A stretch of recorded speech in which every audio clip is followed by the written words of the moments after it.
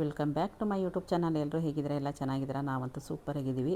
ಇವತ್ತು ಬದನೆಕಾಯಿ ಗೊಜ್ಜು ಮಾಡಿ ತೋರಿಸ್ತಾ ಇದ್ದೀನಿ. ಅನ್ನಕ್ಕಂತೂ ಮುದ್ದೆಕ್ಕಂತೂ ತುಂಬಾ ಚೆನ್ನಾಗಿತ್ತು. ನೀವು ಒಂದು ಸಲ ಟ್ರೈ ಮಾಡಿ ನೋಡಿ. ನಾನು ಯಾವ ಥರ ಮಾಡಿದ್ದೆ ಅಂತ ನಾನು ನಿಮ್ಮ ಹತ್ರ ಶೇರ್ ಮಾಡ್ಕೋತಾ ಇದ್ದೀನಿ. ಹೊಸದಾಗಿ ನಮ್ಮ ಚಾನಲ್ ಯಾರಾದರೂ ನೋಡ್ತಾ ಇದ್ದರೆ ದಯವಿಟ್ಟು ಸಬ್ಸ್ಕ್ರೈಬ್ ಮಾಡ್ಕೊಳ್ಳಿ, ಬೆಲ್ಲೈಕನ್ ಪ್ರೆಸ್ ಮಾಡಿ, ಪ್ಲೀಸ್ ಸಪೋರ್ಟ್ ಮಾಡಿ. ದಯವಿಟ್ಟು ಪೂರ್ತಿಯಾಗಿ ವಿಡಿಯೋ ನೋಡಿ. ನಾನು ಇಲ್ಲಿ ಒಂದು ಅರ್ಧ ಕೆಜಿ ಬದನೆಕಾಯಿನ ಈ ಥರ ಉದ್ದ ಕಟ್ ಮಾಡಿ ಇಟ್ಕೊಂಡಿದ್ದೀನಿ. ಈ ಥರ ಉದ್ದ ನೀವು ಯಾವ ಸೈಜ್ ಬೇಕಾದ್ರೆ ಕಟ್ ಮಾಡ್ಕೊಬೋದು. ಚಿಕ್ಕದಾಗಿ ಮಾಡ್ಕೊಂಡ್ರೆ ಅಷ್ಟು ಚೆನ್ನಾಗಿ ಬರೋದಿಲ್ಲ. ನಾನು ಮಾಡಿದ್ನಲ್ಲ ಅಷ್ಟು ಚೆನ್ನಾಗಿ ಕರೆಕ್ಟಾಗಿ ಬಂದಿತ್ತು. ಅದು ಒಂದು ಕಡಾಯಿ ಇಟ್ಟು ಅದಕ್ಕೆ ಒಂದು 5ರಿಂದ 6 ಅಷ್ಟು ಸ್ಪೂನು ಆಯಿಲ್ ಹಾಕ್ಕೊಂಡಿದ್ದೀನಿ. ಸ್ವಲ್ಪ ಎಕ್ಸ್ಟ್ರಾ ಆಯಿಲ್ ಬೇಕಿದ್ದಕ್ಕೆ, ಯಾಕೆಂದರೆ ನಾವು ಬದನೆಕಾಯಿನ ಫಸ್ಟು ಫ್ರೈ ಮಾಡಿ ಇಟ್ಕೋಬೇಕು. ಈ ಥರ ಆವಾಗಲೇ ನಮಗೆ ಟೇಸ್ಟ್ ಚೆನ್ನಾಗಿ ಬರೋದು. ಅದರಲ್ಲಿ ಹಸಿದು ಬದನೆಕಾಯ್ದು ಇದೆಲ್ಲ ಇರ್ತದಲ್ವ, ಸ್ವಲ್ಪ ಚೆನ್ನಾಗಿ ರೋಸ್ಟ್ ಆದರೆ ಬದನೆಕಾಯಿ ತಿನ್ನಬೇಕಾದ್ರೆ ತುಂಬಾ ಚೆನ್ನಾಗಿರ್ತದೆ. ಬದನೆಕಾಯಿ ತಿನ್ನದೇ ಇರೋರು ಸುಧಾ ತುಂಬ ಚೆನ್ನಾಗಿ ತಿಂತಾರೆ ಬದನೆಕಾಯಿನ. ಈ ಥರ ರೋಸ್ಟ್ ಮಾಡ್ಕೊಂಡು ಗೊಜ್ಜು ಮಾಡ್ಕೊಂಡು ತಿಂದರೆ ನೀವು ಒಂದು ಸಲ ಟ್ರೈ ಮಾಡಿ ನೋಡಿ. ಯಾವ ಥರ ಬಂತು ಅಂತ ಕಮೆಂಟ್ ಬಾಕ್ಸಲ್ಲಿ ಕಮೆಂಟ್ ಮಾಡಿ ತಿಳಿಸಿ. ನೋಡಿ, ಇಲ್ಲಿ ತನಕನೂ ಫ್ರೈ ಮಾಡ್ಕೋಬೇಕು. ಬದನೆಕಾಯಿ ಚೆನ್ನಾಗಿ ಫ್ರೈ ಮಾಡಿದಷ್ಟು ತುಂಬಾ ಚೆನ್ನಾಗಿರ್ತದೆ. ನಾನು ಆಯಿಲಲ್ಲಿ ಚೆನ್ನಾಗಿ ಫ್ರೈ ಮಾಡ್ಕೊಂಡು ಫಸ್ಟ್ ಇದನ್ನು ಫ್ರೈ ಆದ ತಕ್ಷಣ ಎತ್ತಿಟ್ಕೋತಾ ಇದ್ದೀನಿ. ಒಂದು 3/4% ಚೆನ್ನಾಗಿ ಫ್ರೈ ಮಾಡ್ಕೋಬೇಕು ಈ ಥರ ಆಯಿಲಲ್ಲಿ. ಆವಾಗಲೇ ನಮಗೆ ಟೇಸ್ಟ್ ಬರೋದು. ನೋಡಿ, ಅದೇ ಆಯಿಲಲ್ಲಿ, ಅದೇ ಕಡಾಯಿಲಿ ಇನ್ನೊಂದು ಸ್ವಲ್ಪ ಆಯಿಲ್ ಇತ್ತು. ಅದಕ್ಕೆ ಇನ್ನು ಸ್ವಲ್ಪ ಆಯಿಲ್ ಹಾಕ್ಕೊಂಡು ಈರುಳ್ಳಿ ಫ್ರೈ ಮಾಡ್ಕೋತಾ ಇದ್ದೀನಿ. ಫಸ್ಟು ಈರುಳ್ಳಿ ಫ್ರೈ ಮಾಡ್ಕೋಬೇಕು. ನಾನು ಯಾವ ಥರ ಮೆಥಡ್ ಹೇಳ್ತಾಯಿದ್ದೀನಿ ಅದೇ ಥರ ಮೆಥಡ್ ಮಾಡಿ ತುಂಬಾ ಚೆನ್ನಾಗಿ ಬರುತ್ತೆ. ಗೊಜ್ಜಂತೂ ತುಂಬ ಚೆನ್ನಾಗಿರ್ತದೆ. ಬೇಕಾದ್ರೆ 2 ದಿನ ಇಟ್ಕೊಂಡು ತಿನ್ಬೋದು. ಅನ್ನಕ್ಕಂತೂ ತುಂಬಾ ಚೆನ್ನಾಗಿರುತ್ತೆ. ಅನ್ನಕ್ಕೆ ಮುದ್ದೆಗಂತೂ ತುಂಬಾ ಚೆನ್ನಾಗಿರ್ತದೆ. ಚಪಾತಿಗೆ ಅಷ್ಟೇನು ಚೆನ್ನಾಗಿರೋದಿಲ್ಲ, ಯಾಕೆಂದರೆ ನಾವು ಹುಳಿ ಹಾಕ್ತೀವಲ್ವ. ನೋಡಿ, ಇವಾಗ ಈರುಳ್ಳಿ ಸ್ವಲ್ಪ ಫ್ರೈ ಆಯಿತು. ಅದಕ್ಕೆ ಒಂದು 3 ಟೊಮೊಟೊ ಅಷ್ಟು ಕಟ್ ಮಾಡಿ ಹಾಕಿದ್ದೀನಿ. ಟೊಮೊಟೊ ಹಾಕಿದರೆ ನಾನು ಇಲ್ಲಿ 4 ಜನಕ್ಕೆ ಆಗುವಷ್ಟು ನಾನು ಮಾಡ್ತಾಯಿರೋದು. ನೀವೇನಾದ್ರು ಸ್ವಲ್ಪ ಜನಕ್ಕೆ ಕಡಿಮೆ ಮಾಡೋಂಗಿದ್ರೆ ಸ್ವಲ್ಪ ಕಡಿಮೆ ಮಾಡ್ಕೋಬೋದು. ಸ್ವಲ್ಪ ಜನಕ್ಕೆ ಜಾಸ್ತಿ ಮಾಡೋಂಗಿದ್ರೆ ಸ್ವಲ್ಪ 5ನೇ ಎಕ್ಸ್ಟ್ರಾ ಮಾಡ್ಕೋಬೋದು. ನೋಡಿ, ಇಷ್ಟು ಹುಣಸೆಹಣ್ಣು ಹಾಕಿದೆ. ನಾವು ಸ್ವಲ್ಪ ಹಾಗೆ ನೋಡ್ಕೊಳ್ಳಿ. ನಾನು ಇಷ್ಟು ಹುಣಸೆಹಣ್ಣು ಹಾಕಿದ್ನಲ್ಲ, ಸ್ವಲ್ಪ ಎಕ್ಸ್ಟ್ರಾ ಆಯಿತು ಹುಣಸೆಹಣ್ಣು. ನೀವು ಕಡಿಮೆ ಮಾಡ್ಕೊಳ್ರಿ ಸ್ವಲ್ಪ ಹುಣಸೆಹಣ್ಣು. ಏಕೆಂದರೆ ನಾನು ಹುಣಸೆಹಣ್ಣು ನಾವು ತಿಂದಮೇಲೆ ಗೊತ್ತಾಯಿತು ಸ್ವಲ್ಪ ಹುಳಿ ಜಾಸ್ತಿ ಇತ್ತು. ಇದಕ್ಕೆ 1-2 ಸ್ಪೂನಷ್ಟು ಚಿಲ್ಲಿ ಪೌಡ್ರು, 1-1.5 ಸ್ಪೂನಷ್ಟು ಧನಿಯಾ ಪುಡಿ, 1 ಸ್ಪೂನಷ್ಟು ಜೀರಾ ಪೌಡರು, ಅರ್ಧ ಸ್ಪೂನಷ್ಟು ಅರಶಿನ ಪುಡಿ ಸೇರಿಸ್ತಾ ಇದ್ದೀನಿ.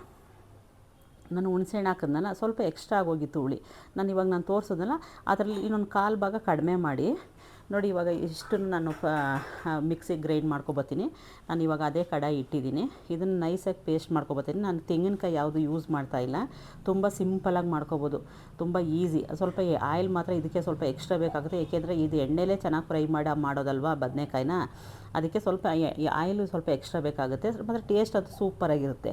ನೋಡಿ, ಇಲ್ಲೊಂದು 3 ಸ್ಪೂನಷ್ಟು ಆಯಿಲ್ ಹಾಕ್ಕೊಂಡಿದ್ದೀನಿ. ಸ್ವಲ್ಪ ಸಾಸಿವೆ, ಸ್ವಲ್ಪ ಈರುಳ್ಳಿ ಅಷ್ಟು ಹಾಕಿ ಚೆನ್ನಾಗಿ ಫ್ರೈ ಮಾಡ್ಕೊತಾ ಇದ್ದೀನಿ. ಸ್ವಲ್ಪ ಆಯಿಲ್ ಜಾಸ್ತಿ ಇದ್ರೇ ಸ್ವಲ್ಪ ಚೆನ್ನಾಗಿ ಬರೋದು. ನೋಡಿ, ಇದಕ್ಕೆ ಸ್ವಲ್ಪ 1-2 ರಂಬೆ ಕರಿಬೇವನ್ನ ಹಾಕಿದ್ದೀನಿ. ಈರುಳ್ಳಿ ಸ್ವಲ್ಪ ಫ್ರೈ ಆಗಲಿ ಅಂತ ಚೆನ್ನಾಗಿ ಫ್ರೈ ಮಾಡ್ಕೊತೀನಿ. ಇವಾಗ ನಾನು ಮಿಕ್ಸಿಲಿ ಆಡಿಸಿದ್ನಲ್ಲ, ಇದನ್ನು ಅದರೊಳಗಡೆ ಹಾಕ್ತಾಯಿದ್ದೀನಿ. ನೈಸಾಗಿ ಪೇಸ್ಟ್ ಮಾಡ್ಕೋಬೇಕು.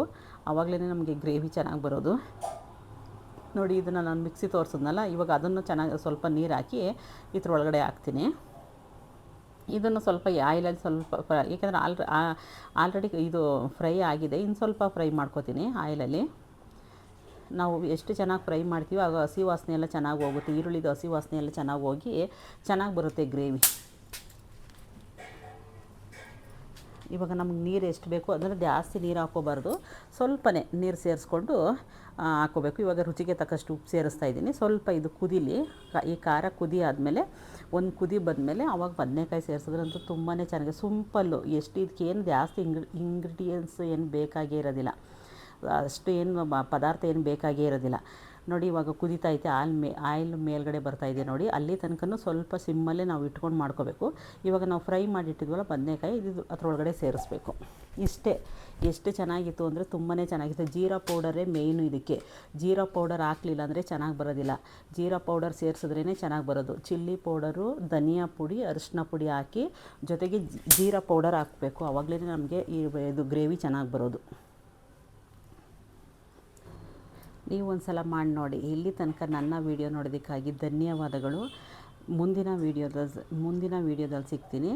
ಥ್ಯಾಂಕ್ ಯು ಎಲ್ಲರಿಗೂ. ಪೂರ್ತಿಯಾಗಿ ವೀಡಿಯೋ ನೋಡಿ, ಸಬ್ಸ್ಕ್ರೈಬ್ ಮಾಡ್ಕೊಳ್ಳೋದಂತೂ ಮರಿಬೇಡಿ. Thank you.